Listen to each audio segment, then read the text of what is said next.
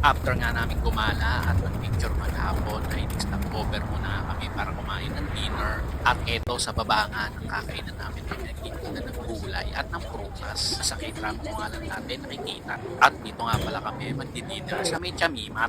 Noong una nga hindi ako makapasok dito sa may pintuan kasi akala ko automatic siya nagbubukas. Yung pala pipindutin ko muna itong push. Hindi ko nga kasi alam nung una kasi wala nga sa bundok dito.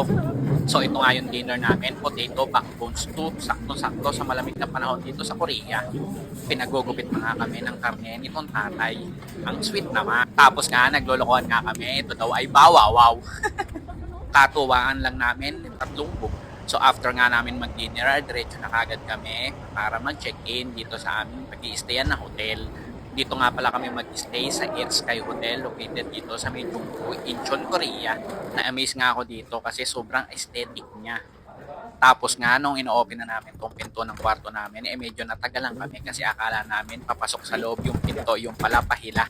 Tapos ito yung itsura ng kwarto namin.